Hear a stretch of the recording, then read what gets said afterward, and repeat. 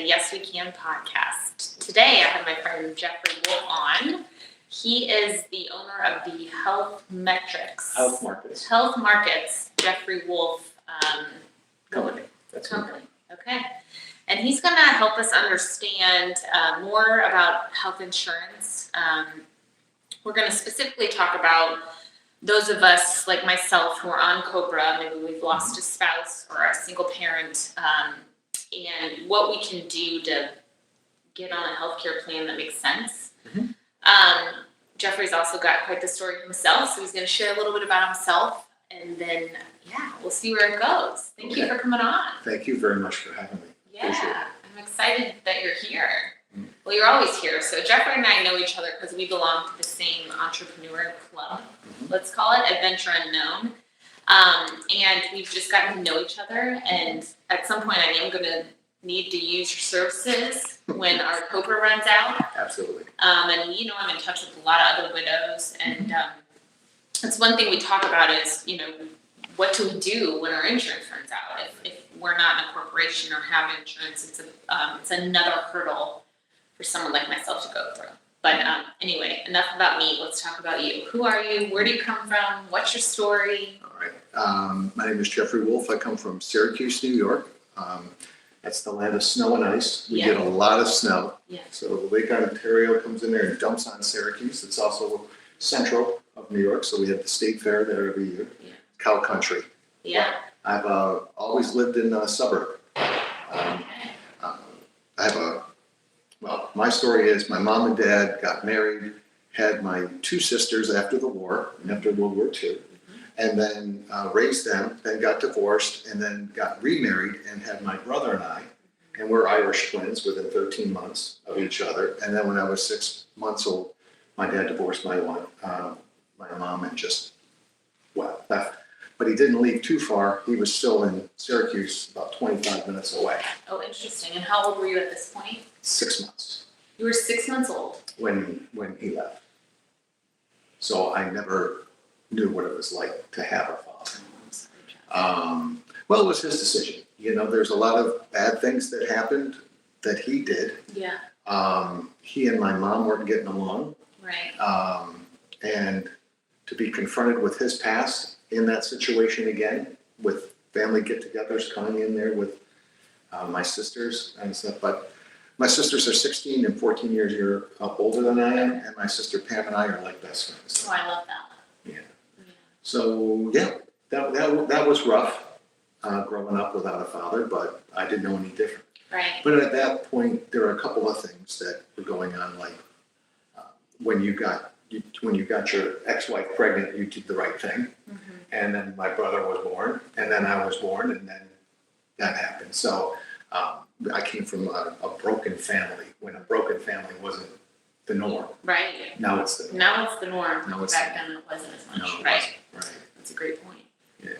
Okay, so then how did that impact your life and, lead you to where you are today? Your decisions, what impact did that have on your mental health growing up? Okay.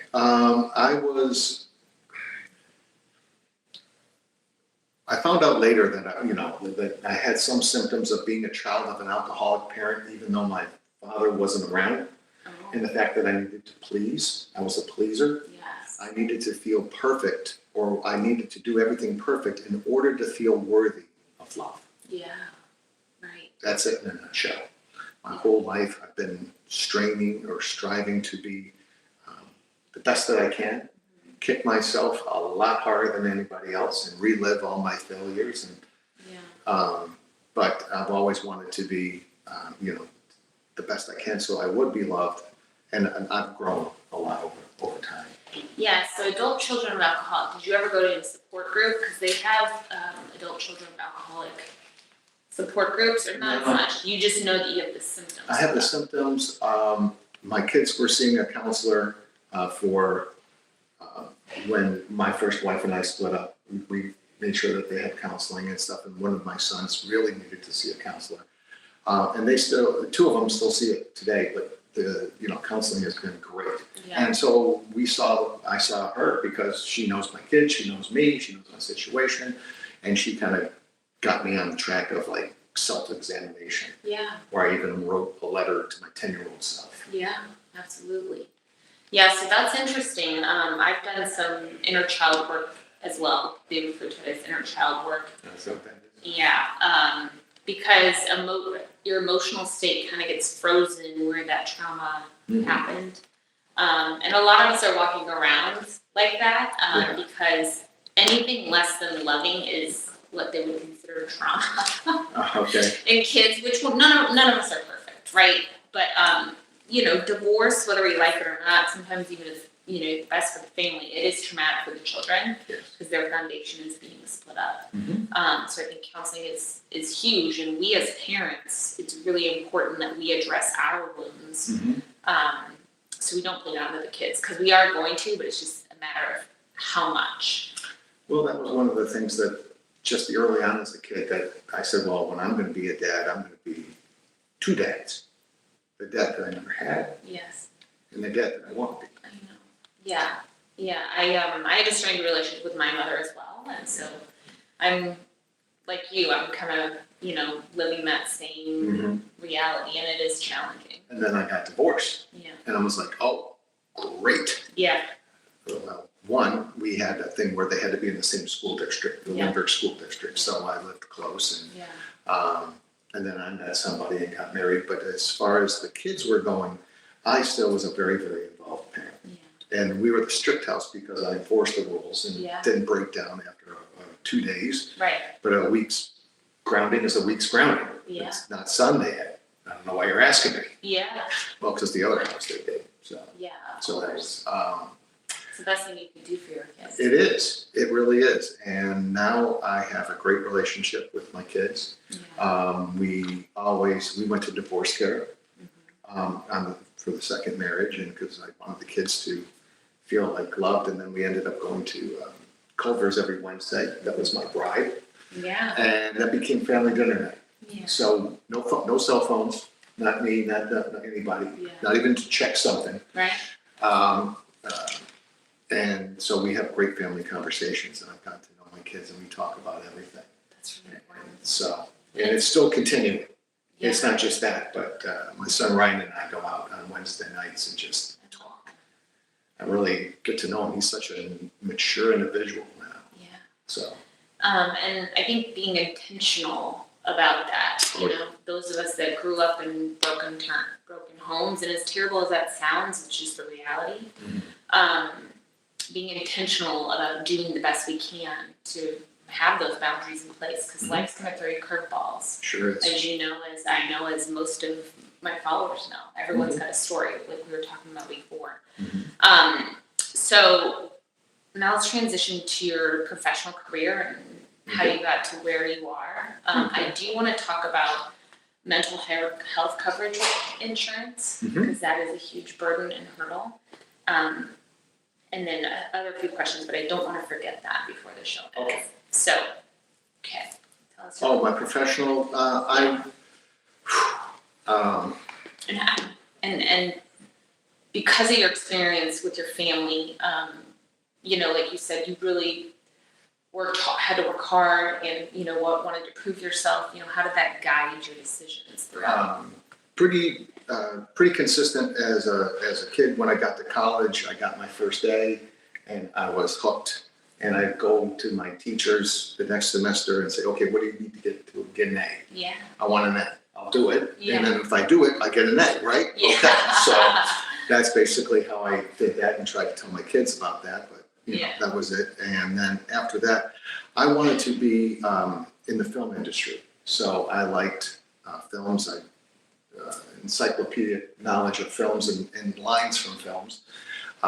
So I wanted to do that, and so I was a dual major, a theater major and a communications major with television background. So after college, went out on my own, went to California, just took a jet plane and left Syracuse, New York in the winter, and went to Huntington Beach and just started living. Wow, that's awesome. And my brother, who's an accountant, said I could never do that. But I said, well, I'm glad you're steady job and bank balance. So Yeah. there's living life and living life. So Exactly. I took a chance and went out there and was out there for a while. Came back to Rochester, then got on a cruise ship in my 30s and was on the cruise ship for 3 years, and that's where I met my wife. She was a crew member, and then we fell in love and got off ships and went to San Francisco area, where I started in the litigation, video, Oh, interesting. which it's just nothing more than just like this camera right here. Yeah. They just talk and I turn it off and I turn it on, Yeah. but I'm the official video record. Yeah. They started showing the clips in court, and then they started digitizing them, and then hard drives grew bigger. And long story short, I was a gunslinger for the people that business would sue another business. Yeah. And my biggest suit was Al Davis suing the city of Oakland when he came back from Los Angeles, and he sued it for $100 million. For what? Because they told him that it was sold out. Yet the newspaper said day of game seats are still available. Interesting. So I had 10 pages of single clips, and if they said, okay, Mr. Davis, did you do this or say that, and he said something wrong, oh, well, great, we'd like to play your video testimony where you were under oath from this thing. So my greatest moment on that one was, he goes, well, if I say the wrong thing, you're gonna show my picture on the screen up there. And I was like, that's right, Al. That's right, that's the game. Let's go. So basically the lawyer wants to keep them on message, on our message, Yeah. the defense. Yeah. So that's how I did that. And then I got headhunted out to St. Louis and worked at a firm here until I had my heart valve transplant. Okay. So that was fun. That sounds fun. Well, I needed 20 minutes between the backyard and the front yard when I was mowing. And I was 49 years old and in about this shape. And I'm like, that doesn't seem right. So I went to my doctor and he says, oh, you're getting up there. 49. Okay. I'm getting up there. Come on. Not too far up, Simmer but I down. guess I'm getting up there. But he goes, I want you to take a stress echocardiogram. So I went in there and they're like, yeah, you're not getting an echocardiogram. You need to see a cardiologist today. We got a cancellation at 2:30. So the guy looked at me and goes, you have a bicuspid aortic valve where it should be 3 openings. You have 2. And because you have 2, my carburetor wore out at age 50. So I had to get a new heart valve. I could get either a pig valve, or they'd have to do this again for 15 years, Yeah. or a titanium valve, which is a one and done. Yeah. But I have to take blood thinners. Okay. So I take blood thinners. Okay. I did one and done. Yeah. Yeah. I even had my checkup this morning. Oh yeah. How'd it Okay. It went okay. go? Okay. Yeah. Okay. So Interesting. I don't know what the results are. They don't tell you the results. It went okay. Okay. But you'll know the results. Yeah. Okay. So a health scare Yep. changed your perspective, or what happened? Totally changed my perspective. I mean, all of a sudden, I felt my mortality. Yeah. How I was going to short circuit my plan for my kids Yeah. and things like that. Yeah. And then when I got back, because of just internal things that happened, something with the trial, some other things that were going on, they fired me on the day I got back. Oh my goodness. So now I'm driving home on the first day back from my break, and I've got to tell my wife that I don't have a job anymore. And so the first thing I said, when I yelled it out loud in the car, was, thank you, Jesus. Because if he shuts one door, none of us. Yeah. So, Exactly. After a little bit, and then we divorced, and then I found my way to the health markets team. Did that? Because my agent, I said, hey, Yeah. what do you got to do? I can do this. Yeah. And so I To did your that. health. To my health agent. Okay. Real quick, can I back up a little bit? Sure. If you're comfortable talking about this, this is okay. But Yeah. let's talk about one thing, and that's when you have a big health scare, how Yeah. much strain that puts on a relationship, on a family. Yep. No matter what it is, whether it's cancer, heart surgery, no matter what. Mhm. It just puts a strain on the family. Mm-hmm. And then losing a job is another major stressor. Absolutely. Did that contribute to your, the divorce, the first marriage, or? I think so. Now I have twin boys, and a daughter, Yeah. an older daughter. But twin boys it's a lot of work. It is a lot of work. And I see everybody with all their stuff that they're getting around, and you're just like waiting for, and that's if they're taking naps or not. But with all the stuff that guys bring around, I'm just going, oh, man. I had to do that. Mm-hmm. So I was at Six Flags telling one of them, I got to do him first, you're next. Mm-hmm.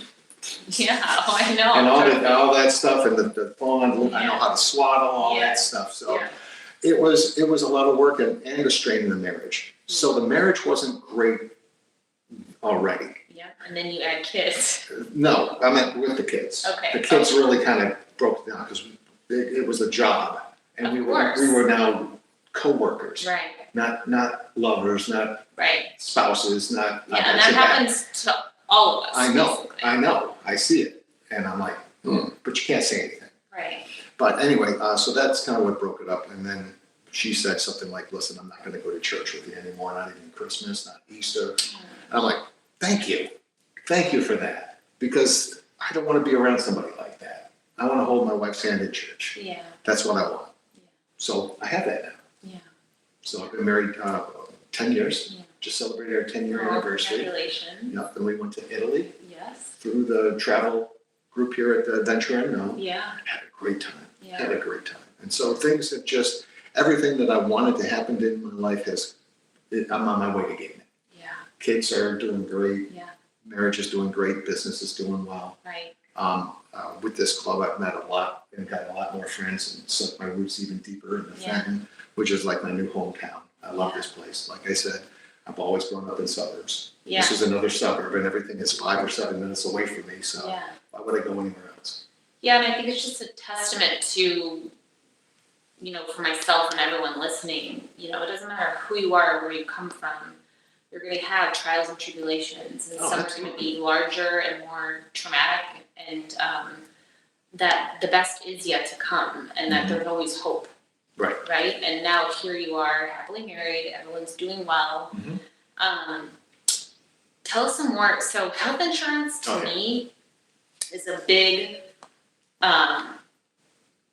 it's like a big ball of rubber bands. It doesn't really make sense. And there's all these different options, and you're paying a ton for premiums. You still have co-pays.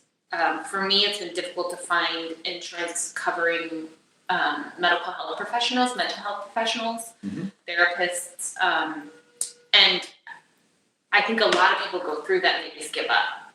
They're struggling mentally, trying to find a therapist. It's hard for insurance. It's a battle. So can you kind of walk us through, where do we start? If someone calls you and says, I'm losing my health insurance, what do I do? What happens? Okay, well, I kind of find out what type of plan that they have. So we always start with where they are, and we find out where they want to be, and see what's in the middle and see if I can help them or not. Right. We'll go from there. Right. So I always look at doctors and prescriptions. Now doctors are mental health doctors. That's a pretty important doctor, just like a PCP. But not all insurance companies. So then I go back and I look at the insurance companies, and with that eye, if I find something, I'll say, hey, listen, I've got this one and I've got this one. This one doesn't cover your therapist. This one does. Which one do you want to look at first? Right. This one's $200 more. This one's $500 more. Which one do you want to look at? Or do you want to look at this one? So I find out what people's, what's important. Will they give up their dentist to get a plan? Will this happen? Will that happen? Well, the networks on the marketplace are very segmented. So I help people understand that first, and then I pick a plan that's going to cover the doctors and prescriptions the best that we can. Now, if none of it's covered, then none of it's covered. And there was a time when I had to, I paid my psychiatrist out of pocket. Right. It's a 5-minute visit once every 3 months. Here's $100. Yeah, I'm fine. Everything's going well. Give me my pills. And that was it. So, but a therapist, like the one that I had talked to, that's really invaluable. Correct.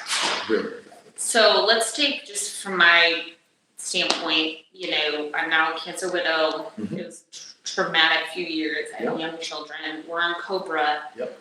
But we will be coming off of Cobra. So I don't have, I'm an entrepreneur, right? I'm a it's me, myself, and I. So when I come to you, and I also want to lean towards the homeopathic route, right? Like I want more, like perhaps a DO or someone that's going to cover, look at the whole picture of my children. They're the most important, and then myself. Okay. Where do we start? Well, we start with what's available right now in the marketplace. Oh, by the way, when people talk to me and they say they're on Cobra and they say I'm thinking, Cobra's really expensive and stuff like that, I said, well, where are you right now? Have you met your deductible? Okay, it's October. If you've met your deductible, what we're going to do is we're going to rent that high price plan until January. Okay. We'll look at the marketplace in between November 1st and December 15th for January plans, and we'll pick a plan for January. What do you mean we'll look at the marketplace? What does that mean? The Affordable Care Act has or Obamacare or the ACA marketplace, the healthcare.gov. That is where all individual plans now live for a year. Okay. So if I can have a short-term plan, but that's medically underwritten, this is guaranteed issue. Okay. And that's also by where you live, how many people are on your tax return, and how much you're going to put on that tax return. Okay. And then you'll get a tax credit. That tax credit will be like a gift card. So if the plan is $600 and you have a $300 tax credit, you'll pay $300 a month. Who pays the other $300? The government. That's what's making it the Affordable Care Act. So that $300 you'll pay a month. Okay. Now, some people choose a plan on price. Some people choose a plan on coverage. Some people choose a plan on something else. So I kind of find out individually what people say. Where do you go start? I start with the individual, and I ask them questions. What's important to you in here? What's important to you there? Do you have any family members that have had cancer? Stuff like that. Because we have a lot of plans that will actually give you money if you have cancer. So $50,000 check on a month after you found out you have cancer greatly helps a lot of families. So why would that happen? Like before, if you had a pre-existing condition, it was difficult to get health insurance. That's changed now? Yes. Okay. So you can get health insurance. No matter what? No matter what. If you have cancer currently? This is what I say. If I had to leave my job because I had cancer, I could go on the Affordable Care Act, Obamacare, the next month and get guaranteed coverage. And they would be guaranteed my coverage. What kind of coverage? Health coverage, doctor coverage. There's the doctors that I'm going to see, or is there a formulary or a list of doctors that I can see under that plan? There's a list of doctors that you can see under that plan. Well, what if I'm at the best oncologist at Siteman and they're not covered under that plan? Great question. Every doctor's his own business. When we leave, they fill out forms. So they choose who they want to work with sometimes. Based on their reimbursement. Based on their reimbursement, their business. And if a company doesn't pay them for a couple of months or gives them a hard time, they might say, hey, we're not covering blank company anymore. And it could be a United Healthcare or Aetna or Anthem, whatever. Right. And then they don't tell their patients about that. And then all of a sudden. Right. So my question is, why do those insurance companies, why don't they just pay as they should pay? Why don't they, live up to their promise, right? To the point where practitioners, because I know for sure I have friends that are doctors. I know way deep in, the oncology world and reimbursements and all that for my husband's, cancer. So we all pay so much for this insurance coverage. Why does United give, doctors a hard time? Why don't they just pay what they said they were going to pay? Yeah, exactly. Well, there's a whole thing going on right now between Mercy and Anthem. Right. Why are they doing that? Too busy. I usually say, hey, listen, I wasn't in the room. Or else things would have been different. Okay, right. So people that have Anthem insurance aren't able to see Mercy doctors at this point because Mercy isn't taking that? No, this is 2024. Okay. And everything that was in 2024 in January is in 2024 in December. Okay. We think, honestly, they're going to get together and make a deal because who wants to go through this in St. Louis? Right. However, at this time last year, Cigna was not covering any Missouri Baptist or large Jewish people. And at this time, I would have to tell them, oh man, you can't go to Children's. I don't have an It's not insurance covered plan. under insurance. So, but then another plan came in just at the last minute, and bam, now I have a plan. So it's really tough to say. I mean, sometimes you have to switch doctors to be in insurance, but you'll get insurance. Right, You won't be denied insurance because you have but it may not be the doctor that you're currently seeing. You need a broker. What does that mean? You need somebody like me to go and look at 5, 6 plans that you don't have to look at. Somebody that's gonna look at a variety of things and Right. just tailor the thing to you. Right. Rather than have you tear your hair out going, well, this guy isn't, now I'm gonna Right. call up Anthem and wait on hold for an hour. Right, well, what about this? So, not only for myself has this happened, I'm on a digestive disease coalition organization. I'm a member, I go to Washington DC to lobby for more money for cancer research. There was a mom there from our area whose daughter had some terrible disease, and her insurance switched slightly from one year to the next, and the child's medication was no longer covered. Mhm. The new insurance plan wouldn't cover it. This was a company-run insurance. Okay. Yeah, And provide I love group insurance and I love Medicare for those 2 reasons. Yeah. Because you have a better chance of getting covered. So that mom had to raise hell, excuse my language, to get that drug covered for her daughter. So there is wiggle room in that, and I've done this myself, calling the insurance company and saying, we have been seeing this practitioner, Right. this practitioner is working.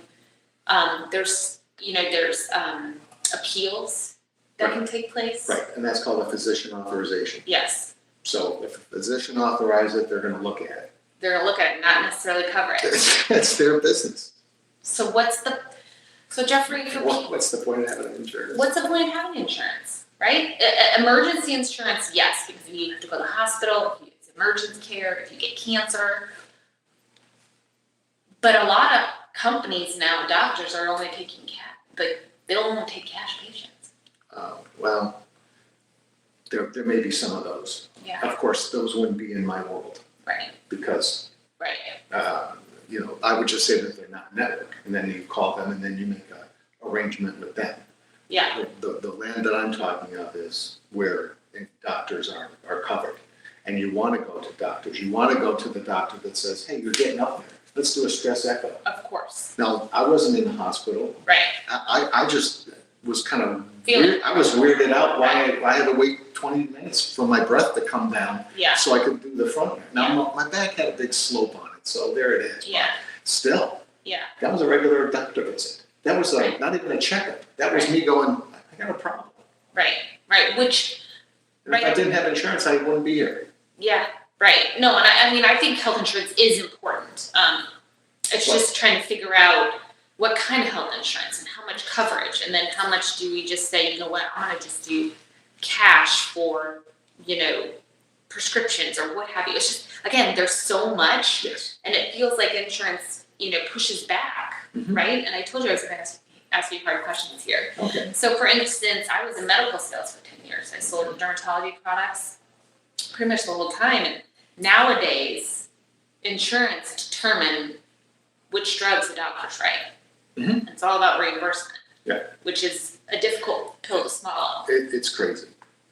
Insurance is now one of the most important decisions that people are going to make to change their world and change their life. For example, my wife Debbie is retiring in 11/15 and November 15th. So she can go on A month Cobra. from today. A month from today so she can go on, will be on Cobra until she turns 65. Okay. Now, we needed her group insurance. I pay $800 a month for me, just me, because I'm a 62-year-old male that needs insurance. Right. And I had an echocardiogram today, and I had to pay for that. Why did I have to pay for that? Because they asked me to, because the insurance didn't pick up all of it. So insurance is a very important thing to have, but it's gotten too confusing for the average person. Exactly. Which It's is why I gotten too, have you it's on got, it's here, gotten but- way too confusing for the average person to Right. go through there, and because you don't even know about the networks. So, Right. and I explained that without going through my whole thing, but I explained the networks on this one, and how I describe it is, here's two backyards with a fence. in this network, you get SSM and Mercy, and then this network, you get Missouri Baptist and Barnes Jewish. However, if you have this one and you end up in Barnes Jewish, you're out of luck. They'll take your card and they'll smile at you and they'll admit you because the girl at the desk or the man at the desk is not going to go, oh, by the way, your insurance doesn't cover this. They're just going to swipe it and go, and you won't find out till afterwards. So I was explaining, here's 2 backyards and a fence. With group insurance, you don't have a backyard. It's just all one. Group insurance, what would be an example of group Cobra. insurance? Okay. Your Cobra through that, or Medicare. That doesn't have a fence. So that's kind of how I describe the networks. And so you got to really be careful about that. Now, if you're on the healthcare.gov website and you're looking at all these plans and you've completed the whole thing, you're probably going to choose plan by price. You're not going to be able to find out too easily if your doctors are in network, and you're not even going to be able to find what networks you're not in. So again, you need a broker. Like you. Like me. And there's no charge for my services.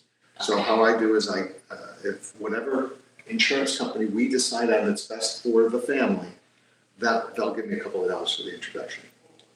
So you just work in St. Louis area? No.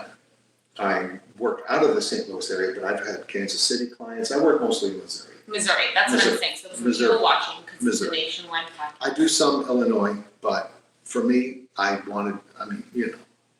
there's 4,000 people in Fenton. If I got 400 Fentonites, that'd be enough for a business right there. Right. I wouldn't need to do anything else, but I do Springfield. But that's what I'm, just for all the people watching, if they're confused, they don't know, they're losing their insurance, absolutely. They're not sure if they have the best deal, they can call you and you can walk them through. Absolutely. I get a lot of calls from that. Hey, my friend said, call you. Okay, great. What's going on? Mm-hmm. All right.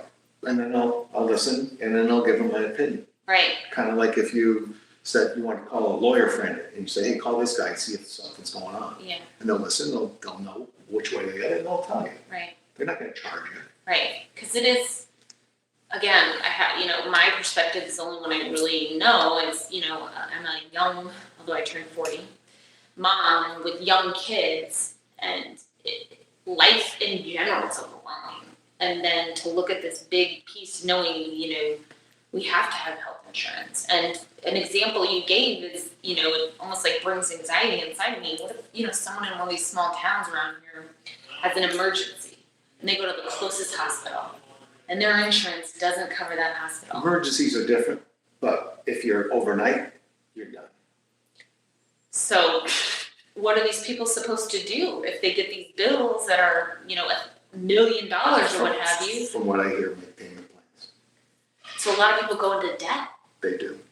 Actually, 65% of people that file bankruptcy are because of the high cost of health insurance. Which is horrible. And 2/3 of those people, of the 65%, 2/3 of those had group and health insurance. But like you said, the out-of-pocket costs were too much or exceeded that, or the insurance company doesn't cover that. And as my brother, the accountant, says to me, the insurance companies they're basically looking for ways not to pay if they can. Of course. If they can. Correct. They should pay, but if they find a way not to pay, well, then that helps their bottom line. Right, which is, it's really sad. I really try and get into the insurance company's head so I can explain that to my clients. Listen, this is guaranteed issue. We're going to have a lot of sick people on that. The thing that they asked for was the networks. Can we just limit the networks? Okay, great. They're cool with that. And can we charge 1.5 for smokers? Yeah, we can do that. So it's 1.5 for smokers. If you stop smoking for 6 months, that's not a smoker anymore. But, so, they are asking for certain things, and we're giving them, and then we get guaranteed issue. I can get you on a plan. Okay. So anybody can call you. Right, and so your COBRA is your ending of your COBRA is a special enrollment period. So if you lose your job, you have a special enrollment period. If you're off of COBRA or want to go off COBRA after 3 months, you got a special enrollment period. Now we're in our open enrollment period. Okay. And that is November 1st to December 15th. We shop for plans that are going to start on January 1st. For everybody. For everybody. So now it doesn't matter. Interesting. So okay. if you haven't had insurance in July and you didn't have a special enrollment period, I could maybe get you a short-term plan to the end of the year. Now we're going to meet in November. We're going to go through that. Okay. Something else you mentioned and something I know about you is that you eat really healthy. Uh-huh. So when did that start for you? I think really probably about 10 years ago with Debbie and I. Was that before or after your heart? Oh, after. Well after. Yeah, a couple of years after. I just try and, eat lean meat. We have chicken and broccoli a lot, grilled chicken, boneless breast. And, I eat healthy. When I bring my lunch, I try and bring lots of protein. Oh, I've seen it. Don't worry, I'm checking out what people are eating. Yeah, she is. I felt guilty until she said, "Oh, that's good." I'm like, what are you doing over there? Yeah. Well, so I wanted to bring that up because in talking about health insurance, right, there's a lot we can do that we have control over. Mm-hmm. We can control what we do with our bodies, we control how we exercise. We're going to have to do a little research, right? Mm-hmm. All of us are. Or follow my account. I'll give you lots of tips. These sent just by Kira, but treating your body well, eating foods that are going to keep you as healthy as possible will help in the long term. So that some of these diseases we can avoid. Mm-hmm. There's some we can't control.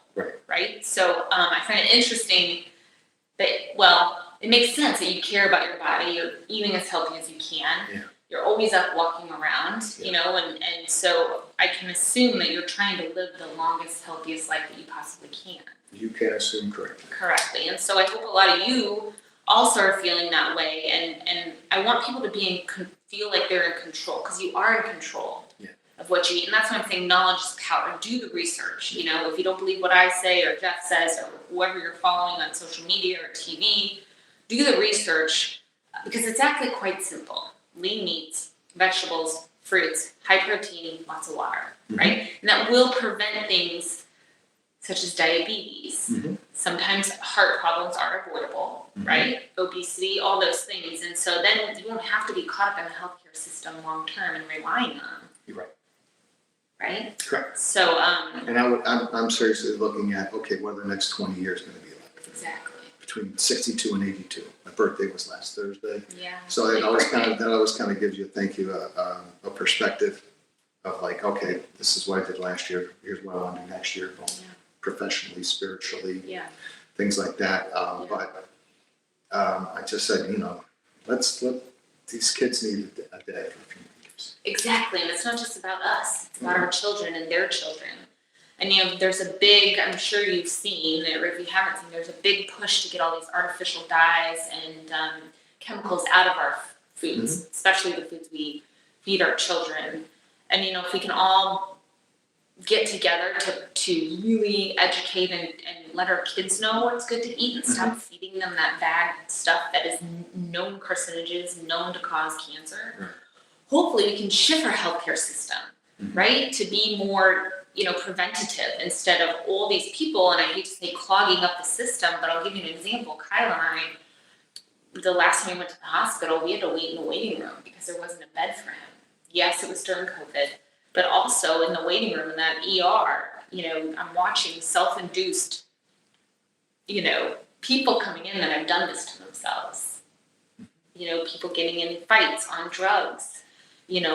Diseases that could have been prevented. So if we can all look internally to treat our bodies like the gift that they are, our healthcare system will change and our costs will go down, right? So it starts with us at home, and I don't know. I just think that's an important message. To share with everybody listening. Absolutely. Okay, Jess, a couple of questions before we wrap this up. And if there's anything that you haven't said that you want to say, please do say it. No, I'm fine. Okay. You've almost brought me to tears 3-4 times, so it's not good. It's important, and I thank you for sharing your story and being vulnerable, because that's how we, I feel like we're called to share our stories, good, bad, and ugly. Yeah. And me being vulnerable, especially in front of my boys, teaches them what a man is. Correct. Yeah. That a man can show his emotions, admit that he's sorry. Yeah. Love him to death. Absolutely. Yeah, it's really endearing, and we could all use a little more emotion, I think. at least men. Maybe women not so much. I'm pretty emotional, if you know me. Anyway, okay, one piece of advice that someone gave you that is stuck in your head and that has essentially guided your life or just been really impactful. You need to get this in the Kleenex. All right. One was probably from my therapist that says, you don't have to be perfect to be loved. Yeah. You don't. Yeah. Yeah. They don't love me.